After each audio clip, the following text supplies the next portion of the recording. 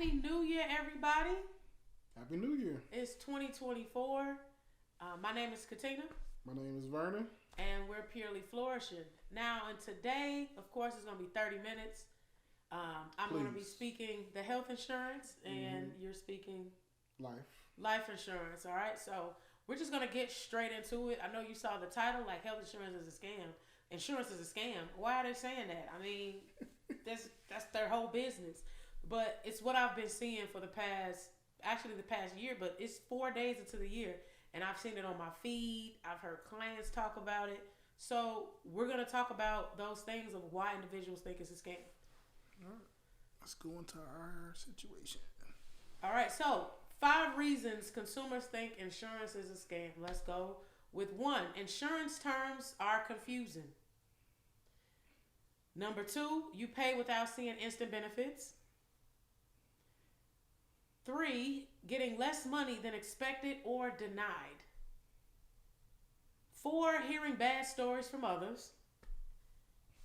And lastly, some companies are unethically doing their insurance, which makes it look bad for everybody else. Oops. All right, so let's go into number 1. On the health insurance side, most clients, their main confusion and concern is co-payments, deductibles, co-insurance, max out of pocket. So co-payments are generally the amount you may have to pay for a doctor's appointment. So it may be $20, or for a specialist, it may be a certain amount you have to pay, a certain dollar amount. In some cases, that co-payment you pay goes toward your deductible. Your deductible is the amount you need to meet before the insurance starts doing their job. So for some individuals that have a $5,000 deductible, insurance does their job once you meet that $5,000 deductible. But some have $0 deductibles. And in that, there's co-insurance. So co-insurance is the amount that you would have to pay after you meet the deductible. So you have to pay attention to that, because some of them are, once you meet the deductible, insurance takes over everything. Other ones, once you meet the deductible, there's 20% or 40% extra that you'd have to pay after you met that deductible. And then max out of pocket is the max amount you would pay for the year. So if there's like a family of 4, it's the total amount that the entire family would pay for that year, including your deductibles, your co-insurance, and your co-payments. That's your max out of pocket. Okay. Well, life insurance depends on what you're getting. It's all 2 different ways of doing it. It's either going to be temporary or it's going to be permanent. Temporary is due to the risk factors involved with your health and with the things that might have been put on the application. And a lot of times what the insurance company is doing is they're protecting themselves. It's a risk mitigation situation where they're actually trying to protect themselves if a person perhaps were to get a life insurance policy and they would die from something that was not put on the application within that 1 to 2 year mark. They have the ability to deny the claim. So they're basically protecting themselves. As far as permanent insurance, it's a lot of different things. I can't even get into all of it. You gotta read, man. And when you're reading, you need to have an agent that's explaining to you what those terms are. So in a permanent case, let's say IUL. IUL has a illustration that's attached to it. In that illustration, you have what they call non-guaranteed terms, and you have guaranteed terms. Most likely, the guaranteed terms won't look good. The reason they won't look good is because they're actually illustrating you the guaranteed terms as if the market or the index that you put your money or that cash value or part of your life insurance policy, putting it into an index, if it did nothing. A lot of times it's nothing. Sometimes they might do 2%.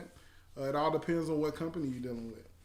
As far as your whole life for the most part gives you your guaranteed index, or not your index, your guaranteed interest that you get. So most of our whole life that we actually deal with is going to be 4%. And then they're going to actually illustrate you the non-guaranteed dividend that you're supposed to get every single year. So, say for instance, one of the companies that we have right now is illustrating out at a 6.2% dividend. On the non-guaranteed side, you'll see 6.2% added to whatever that 4% is for every year. And then on the guaranteed side, it's going to show it without those dividends.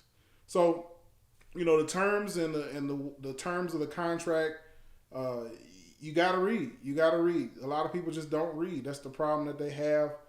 They didn't ask a question, and they didn't have an agent sometimes that knew a lot of times what they're selling them. To be honest, so you need to find somebody that's going to educate you. You need to find somebody that has insurance knowledge with more than one carrier, so that way that you'll know what the best terms for you, for your situation. So let's go to number 2. You ready? Well, somebody sound like us, but go ahead. All right. Oops, I'm going to the wrong thing. Where's the steel?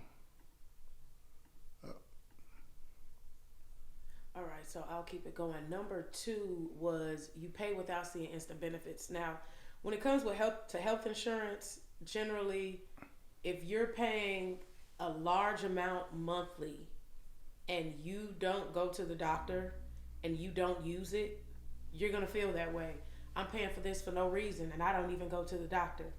That means that when you were speaking with an agent, or if you spoke with an agent, some people just go online and get their insurance. But while you were speaking with them, you could let them know what are your needs for. And they could set up a plan where you're not paying that much a month because of why you need it. So it depends on the health conditions. If you take a lot of medications and you want some type of deductible to help you with your prescriptions, or if you have surgeries, or if you have to go to specialist appointments, then that puts it in different effect and you'll see instant benefits. But if you're an individual who doesn't go to the doctor, of course you will feel like you're wasting your money. But it's all about, as Vernon said, reading and honestly asking questions. Like, instead of just doing it on your own and looking online, it's the same thing when you're using us. I mean, of course, when you use an agent or someone of that stature, that there are the services, you're not paying me for that. Your services are free. The services are free to you. They're not free, but they're free to you. So whether you did it on your line or with me, or an agent, it'll still be the same thing across the board. You're not paying that individual, but they're going to help place you in the right place as long as they properly educate you and with you asking the right questions. Yeah. Another thing that I like to add to that is when you're dealing with a person, when we first got into insurance, we would call people and they was like, just send me a sheet of paper with your terms on it. It's like you really can't do that as an insurance agent. So you have some AI programs that you can put your information in, and they say, all right, you actually have $1 million worth of coverage, but they don't tell you all the terms or anything that comes with it. And then when it's time for them to pay out the claim, how you gonna get in contact? Most of the people are dealing with you can't get them on the phone after a while. If everything was done with AI and you didn't get a chance to talk to a person, when it's time for that claim to be paid out, is AI just gonna send you a check? You never know. So you want to have somebody that you can call, somebody that you can, somebody that can actually, talk to the company in your stance in order to make sure that you are paid out. Because if the application was done the correct way, insurance company might say, no, you had this. It's like, no, they didn't have that. We went through this, we went through that, because we have all the paperwork in the background of what the application was and how we put the application together. We talking about, you're paying without seeing instant benefits. So that's only in some policies. Some policies are just for death benefits. Some policies are just for living benefits. We know people that get term policies just to get the living benefits on them. If you have a big death benefit, say $1 million, it's a term policy. Term policies, as you know, you can go look it on Google. They don't pay out. 98%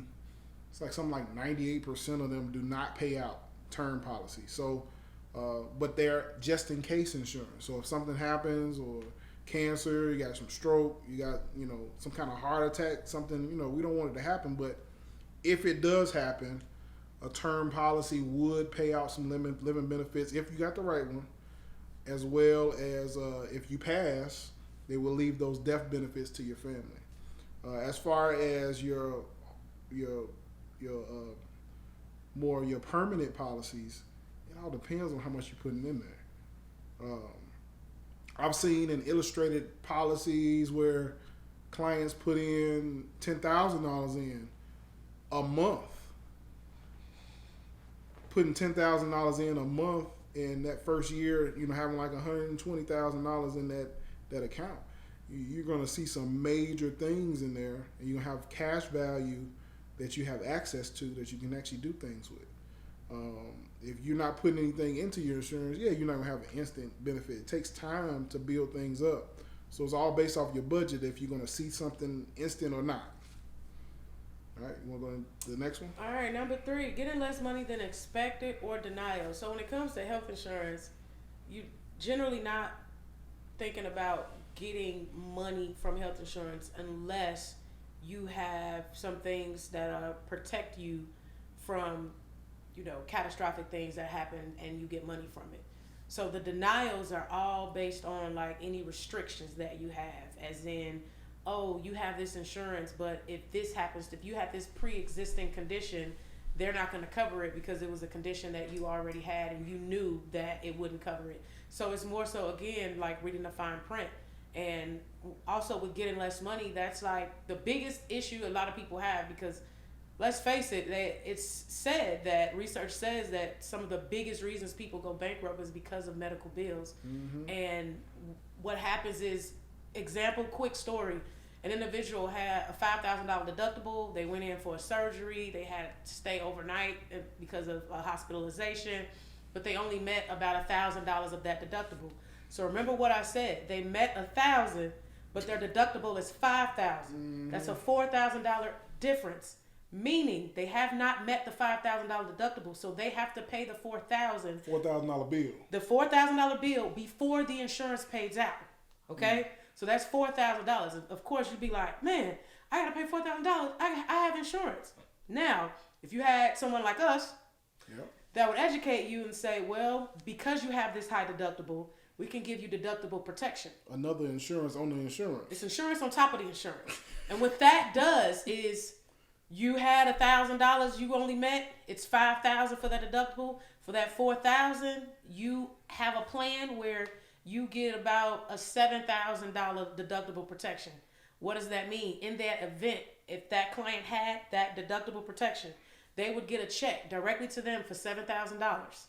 They would pay the hospital $4,000, and that $3,000 they could use for whatever else they need. Say that one more time. Say it one more time. Say Okay. They got to say that one more time. You had, it was $1,000. I don't think they got that one. I don't think they understood that one. It was $1,000 that you met, mm-hmm, but your deductible is $5,000. Mm-hmm. So that's $4,000 that you would have to pay before the insurance can do what they need to do. Mm-hmm. So what deductible protection does is whatever the amount that you're setting up for that year. So say it was $7,000 and you're paying it monthly. Depending on your age, it can be like a very low cost for you to do it monthly.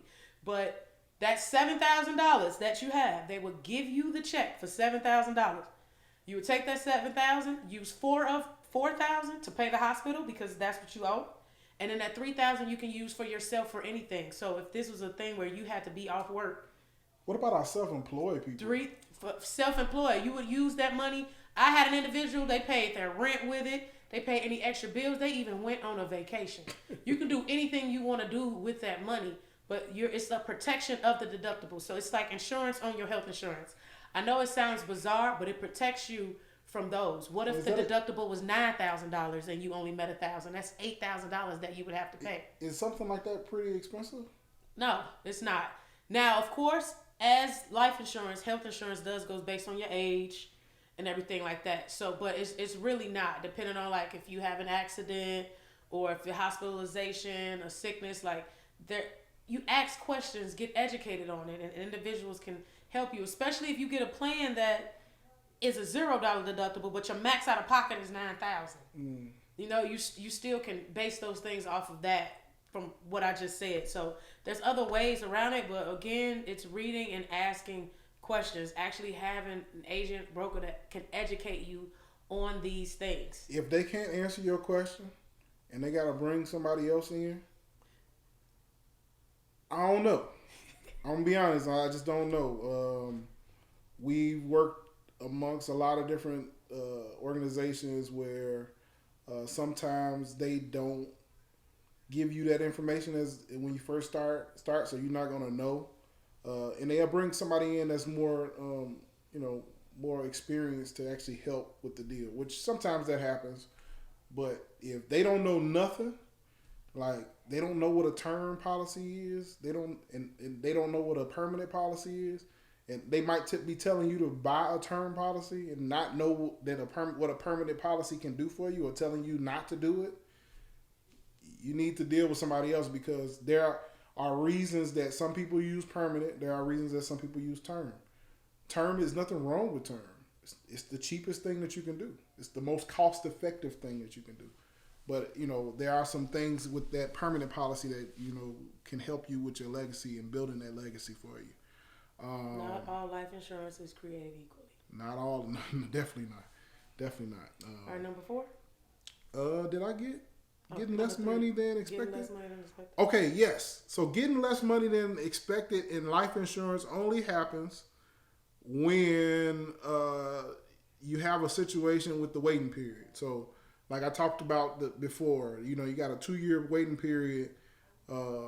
Something might happen to you that was, stated in the first part or in your application that, you couldn't have. For instance, you did the application and your MIB didn't say you had cancer, but all of a sudden you died 3 days later from cancer.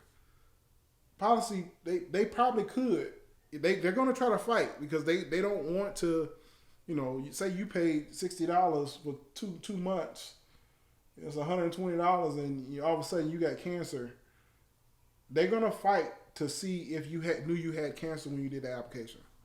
So, yeah, you're going to get less. They're going to give you $120, maybe with a little interest. Or if you said that you didn't smoke cigarettes, or... Yeah, if you didn't smoke cigarettes, but then they found out you got lung cancer. So, and wait a they minute. find... That you've been smoking forever. Yeah.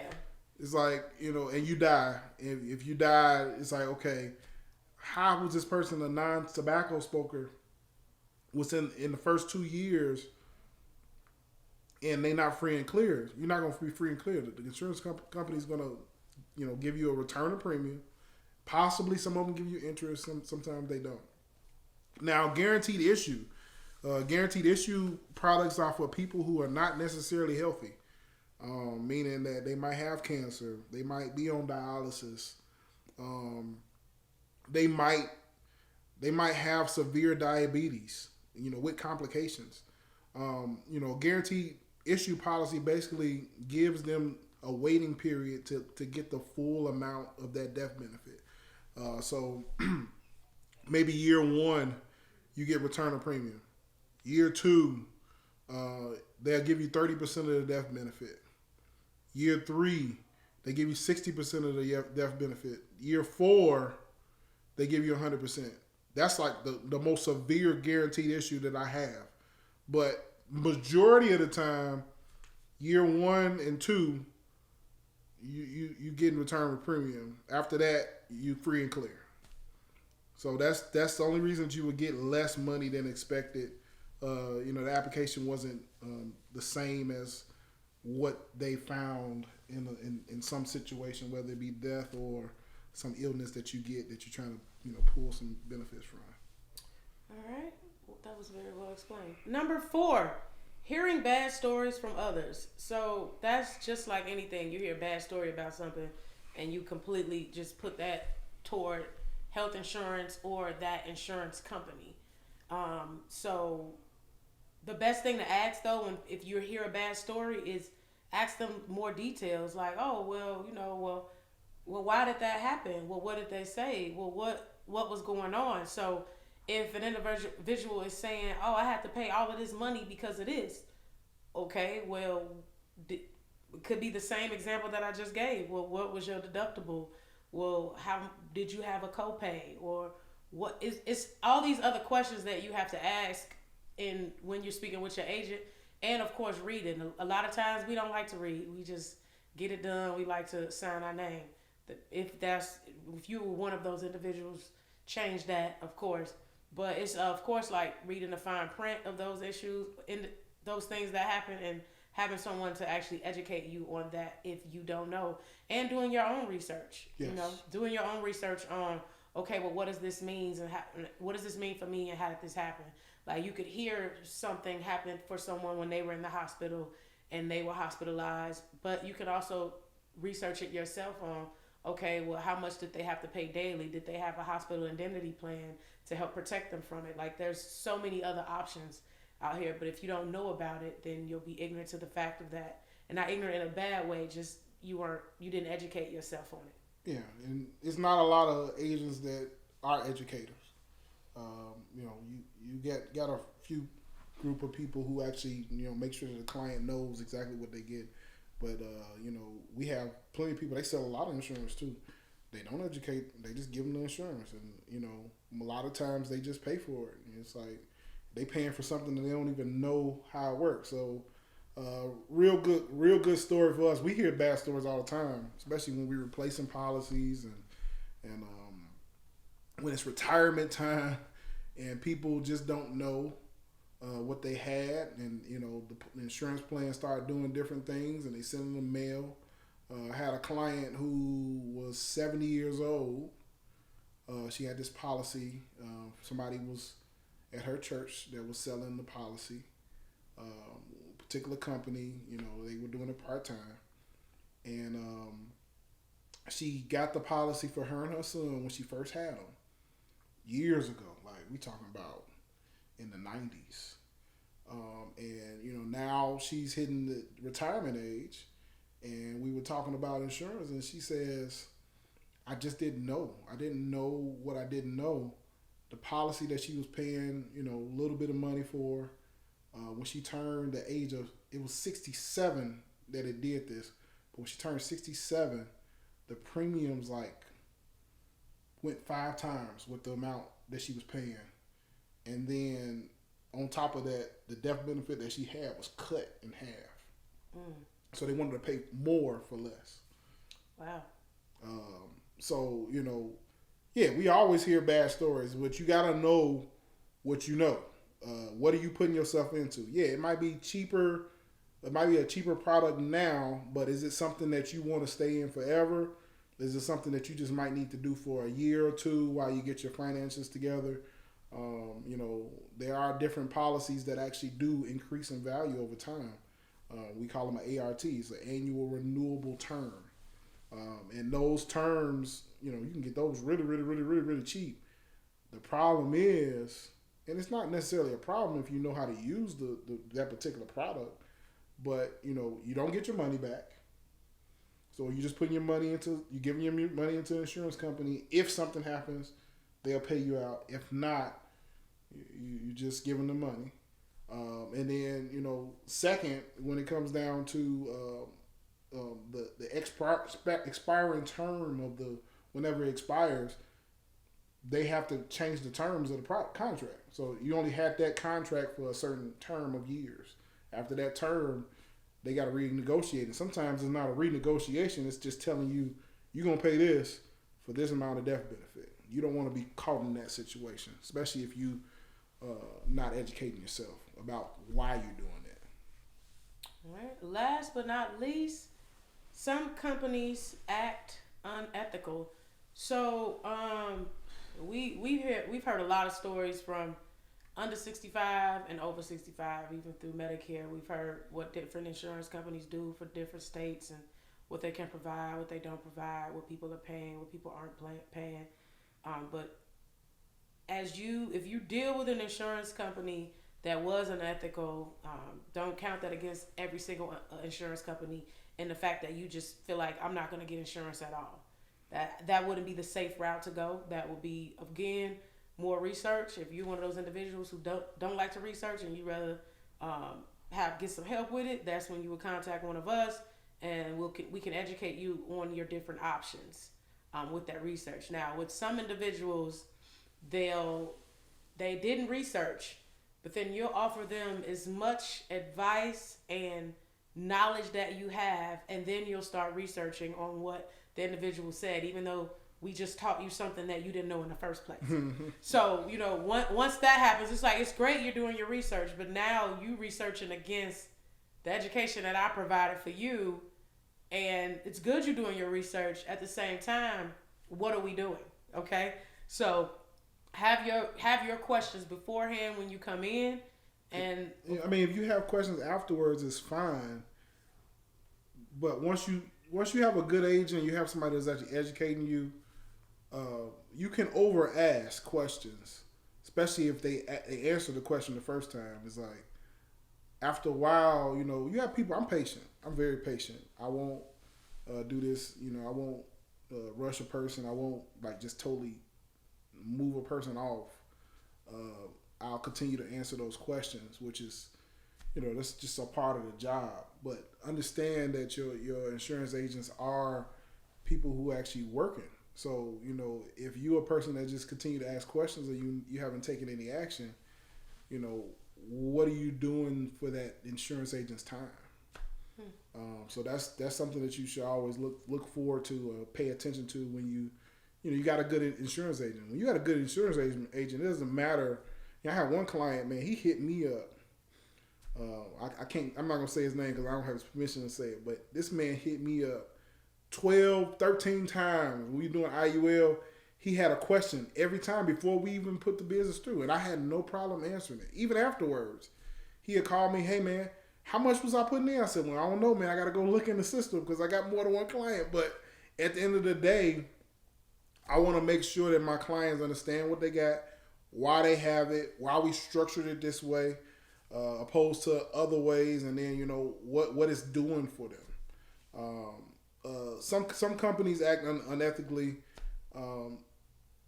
You gotta ensure or pay attention, and this is a good question to ask your insurance agent, whoever it is, and whether even if it's us. What grade is this insurance company? Or in her case, what is the rating of that insurance company? In health, I believe it's all dependent on customer service. Mm-hmm. When people call in, are they responsive? What help or assistance are they getting?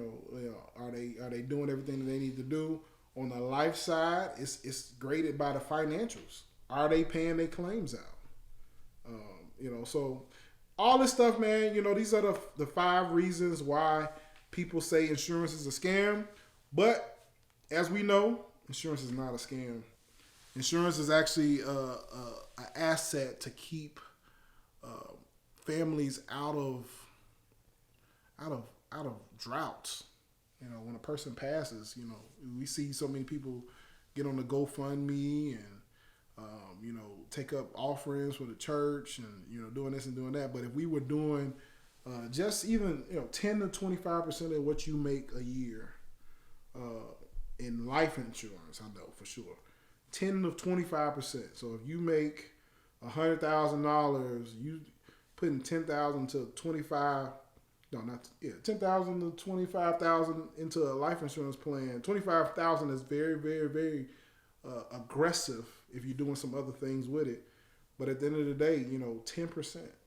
That's all you need is 10%. Health insurance, I think,